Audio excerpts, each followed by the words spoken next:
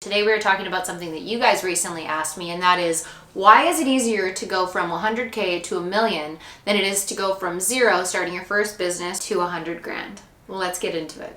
You guys, every time I want to record a video, my computer says its internal temperature is too hot, and I need someone to message me and let me know why that's happening, because I am not a camera expert. Hi, you guys. I just want to let you know that I was absolutely fighting with the focus on my camera today, and I didn't realize until I got into post-production editing that some of the clips are a bit out of focus. I tried to do what I can to enhance the image, so if I look a little bit alien-like in some of the clips, that is why, but the content is fire, and I hope that you enjoy it. Okay, so in order to do this topic justice, I'm gonna have to start by telling a little bit about who I am. So I'm a serial entrepreneur. I own quite a few businesses, mostly in the education space, and I own a product company, but a majority of what I do is I build and grow businesses for people. So I'm the person you call when you're ready to launch a new concept, a new business, and I do the front end with my agency, and we usually complete an entire business build in around 30 days. Now, that sounds insane, but the reason that I can do that is because I have done it over and over and over again. So there's a lot of different things that go into building a business, but once you understand it, it becomes second nature. So one of the main reasons why it is easier to go from 100 grand to a million is because by the time you're making over 8 grand a month, which to make 6 figures a year is around $8,300 a month, in order to get to that metric, you know what you're doing by the time you're making 10K a month, unless you're one of those people that just had an absolutely viral product.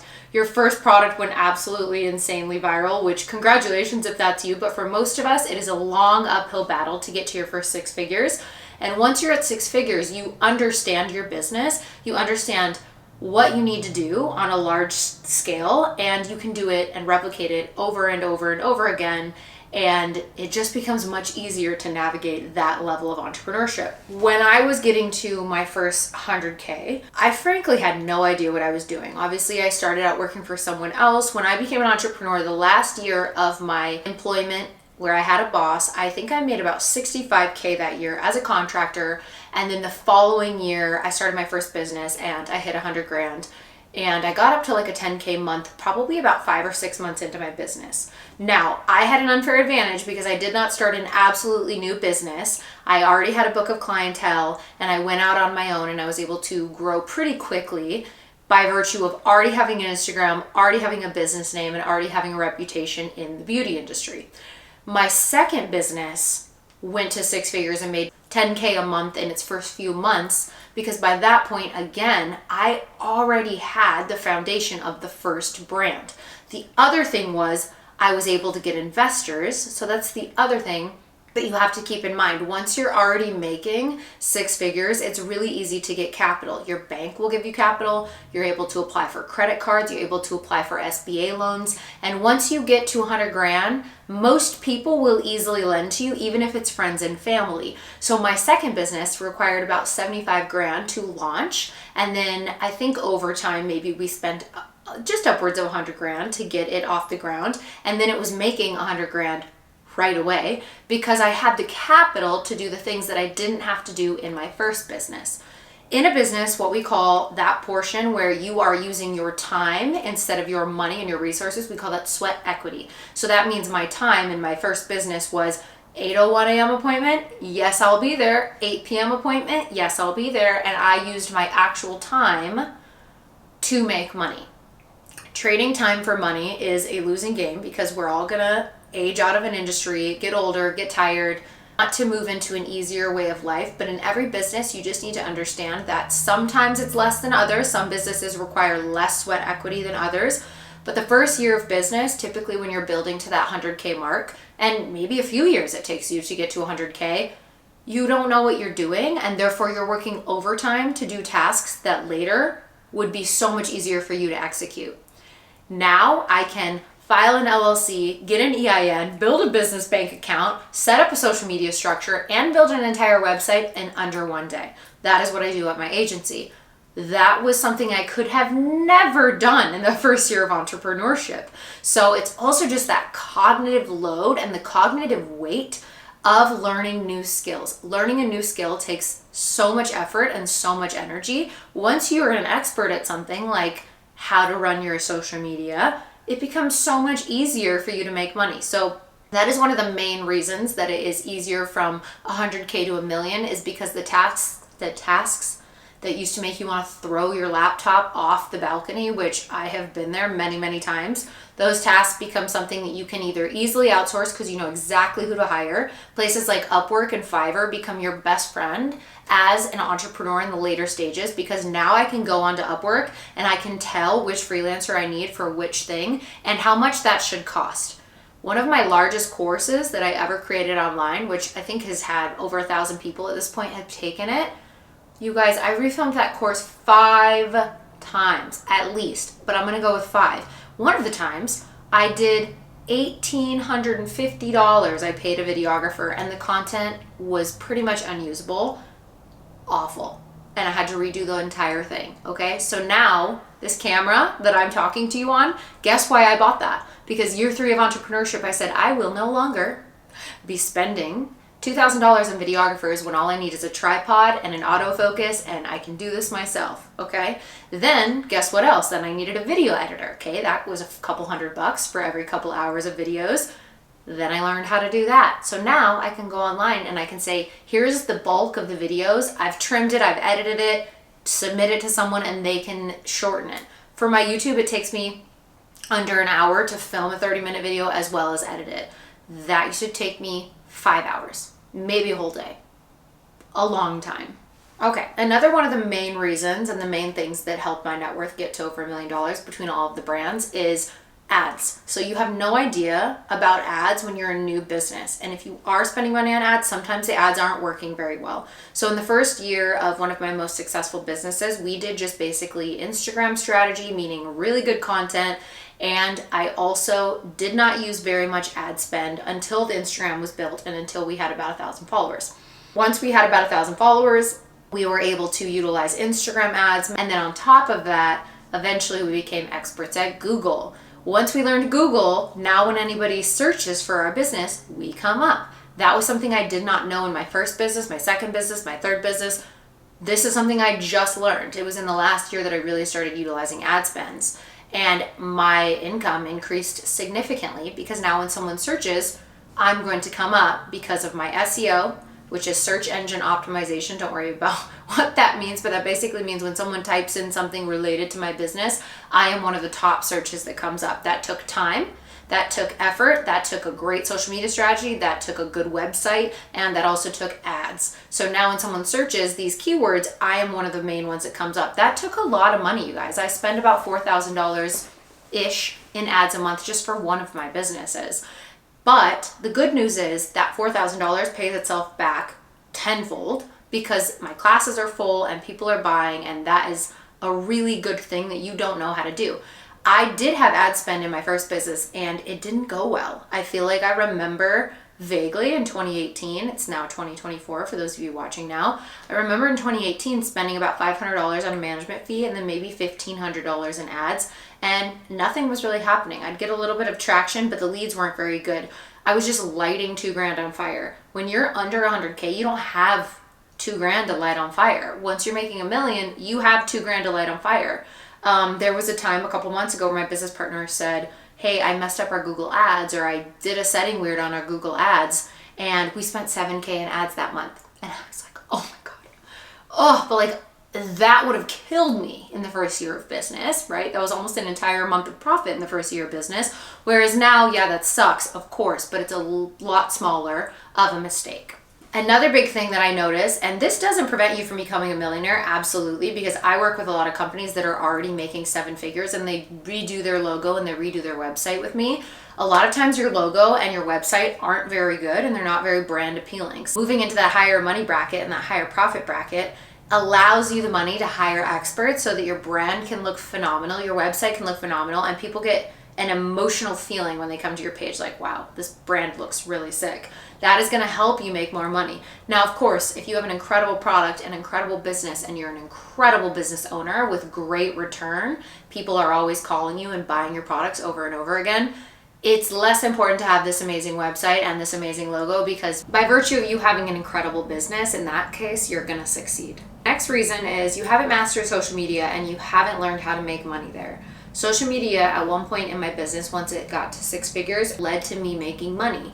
I did learn how to differentiate my portfolio into email marketing and ads because I was like, wow, all on social media. That's a lot of pressure. For those of you that are struggling with social media, that's okay. There are people that are paid over $50K a year to be an expert at this, and they have one account, okay? So if you have a business and a social media account and a team, and potentially you're married or you have kids, or God forbid you have a social life, it is insanely overwhelming just to have one account. And then they want you to have YouTube as well as have TikTok and Instagram and have all of these pages. So just learning social media can be such an overwhelming thing for people, but it is how a lot of people go from making 100K to $1 million because they learn how to utilize and leverage their social media campaigns to make them money. They get better at marketing and they have capacity to hire an expert to tell them what to do or execute it on their behalf. Next, you are overworked and underpaid and you cannot afford help on your way to 100K. Of course, you can outsource some things. I recommend in the first year of business outsourcing things that eat up a lot of your time, like cleaning or running errands for yourself. Pay for the yearly membership for grocery deliveries. Try to save yourself as much time in that capacity as you can because the cost is maybe $10, $20 per month, and it's going to help execute your life in a much more seamless way. So I pay the money every single year to have grocery delivery, and I order pretty much everything on Amazon. So I am constantly in a very structured system that makes my life and executing running multiple businesses much easier. It's actually funny, I had to go into a store today to pick something up for my friend, and I realized I don't really walk into stores very often because everything's on delivery and everything's on automate. So I pay for Instacart and I pay for Uber Eats, and that solves a lot of my problems. Now, of course, I try to eat at home just to be healthy. I try to be good about that. But there are some days that I need to deliver food to myself because I know that sitting at my desk or executing that project when I'm in flow is more important than getting up, driving, and killing an hour and a half of my day. And then I'm just going to circle back to something that I did talk about a little bit earlier, but I just want to touch on it again because I do find it to be really important. You don't have a lack of ability problem. The problem is not that you don't know how to make money or you're not meant to be a millionaire or you won't be a millionaire. The problem is just a lack of knowledge and a lack of speed. So just continue to be bad at something, continue to learn. And I promise you that over time, you are going to become much better at being an entrepreneur, and you're going to become much better at running a business, and you're going to become much better at knowing how to make money and how to put your money in the places that make you more money. You will also get better at hiring the right help. You will learn, I don't actually need a videographer, what I need is a video editor. I don't actually need a personal assistant, I just need to turn on auto responses on everything and filter everyone into emails. I don't actually need to shut down that business, I just need to find somebody to help me manage all of my communication so that I can continue functioning at the highest levels possible. I don't need to kill myself over Instagram. I just need to post really, really fire content, and I need to batch it all on one day a month. And that is the other thing. You get better at learning what to cut and when to move. I used to take forever to execute problems when I was a younger business owner because I would be so overwhelmed of making the wrong decision and also spending money in the wrong places. Now I know that even if I'm making the wrong decision, making a decision and taking a step is the only way to move forward. So sometimes I do make a decision and take a step and I think, that was the wrong hire, or that was the wrong decision, or oof, that product didn't do as well as I thought it would be. Then I'm able to immediately pivot and immediately move. That used to take me forever. I would keep the wrong person in the wrong role for 6 months, 12 months because I was being kind. And now I've learned how to be kind and do what's right for the business and for everyone involved very quickly. So you're able to waste less time, which by virtue makes you more money. One of the last things that I'll talk about is credibility and trust. At 100K, people already know who you are. They already want to participate in what you're doing. You've also built a big word of mouth network. So when people think of X, they think of me, and then I get that business. Especially in my case now with my agency, people have seen me build business after business after business. So when I launched my agency, I think I had 13 people sign up for a call with me in the first email I sent out because they're like, yeah, this girl has been building businesses for years. I want her to build my business. I was shocked by that, but that wouldn't have happened to me if it was my first agency ever, my first business ever. People would have been like, who is this Brit Shane girl and why does she want to build a business for me? Does she even have a business? You also learn how to save money where it matters. I now have the resources to buy 100 of something rather than 10 of something, so in the long run, I save more money. I've gotten approved for lines of credit where I can buy things and pay them back over time because I have great credit, great business credit, and a high income. That is so helpful. As a new business owner, you don't have the money to make your life easier. So try not to be hard on yourself if it feels hard right now. It is hard. The first part is very hard. That first 100 grand is like overcoming inertia, right? That movement, let's go. Like we need the snowball to roll down the hill. Once the snowball is rolling, it's about creating systems and it's about scaling.